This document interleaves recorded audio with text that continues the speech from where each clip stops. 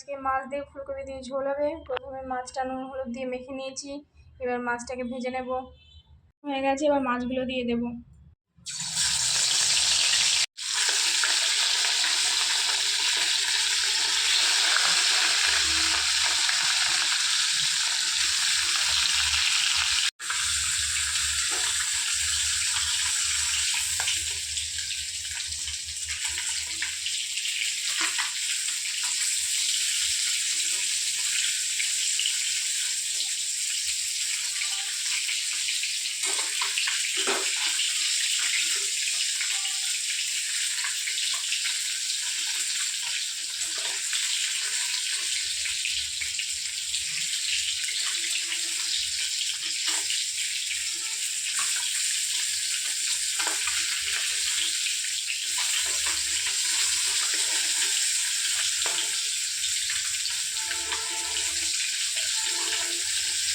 ভাজা হয়ে গেছে, এবার তুলে নেব।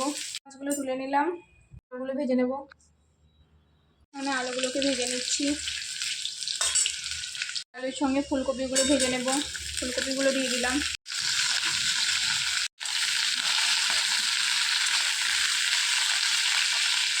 আলু আর ফুলকপি ভেজে নিয়েছি, তেলে দিয়েছি 5 ফোড়ন, শুকনো লঙ্কা আর তেজপাতা। পেঁয়াজগুলো দিয়ে দিলাম, ভালো করে পেঁয়াজগুলো ভেজে নেব।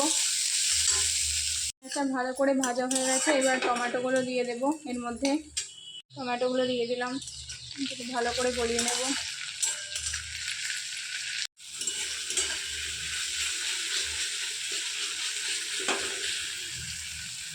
এটা ভালো করে রান্না হয়ে গেছে, এবার মশলাগুলো দিয়ে দেবো। নিয়েছি আদা, কাঁচা লঙ্কা, রসুনের পেস্ট। এখানে নিয়েছি শুকনো লঙ্কা গুঁড়ো, কাশ্মীরি শুকনো লঙ্কা গুঁড়ো। এটা নিয়েছি হলুদ গুঁড়ো, এটা নিয়েছি ধনে গুঁড়ো, এটা নিয়েছি জিরে গুঁড়ো। তো এগুলো দিয়ে দেব। মশলাটা দিয়ে দিয়েছি, এবার ভালো করে এটাকে কষিয়ে নেব।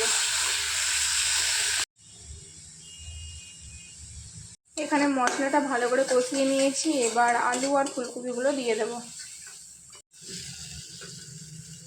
আলু আর ফুলকপিগুলো ভালো করে মশলার সঙ্গে কষিয়ে নেব। ফুলকপিগুলো মশলার সঙ্গে ভালো করে কষানো হয়ে গেছে, এবার জল দিয়ে দেব। দিয়ে দিচ্ছি জল,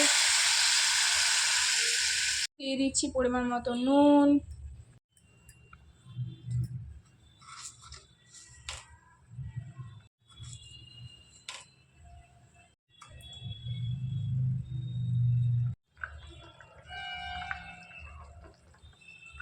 তো ঝোলটা ভালো করে ফুটে গেছে, এবার মাছগুলো দিয়ে দেব।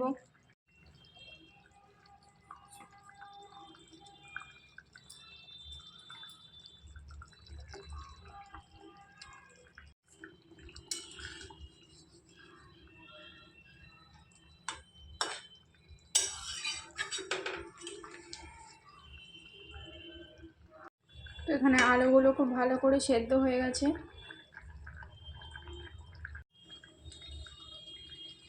এবার দিয়ে দিচ্ছি ধনেপাতা কুচি। তো আজকে মাছের ঝোল রেসিপি তৈরি। টাটা।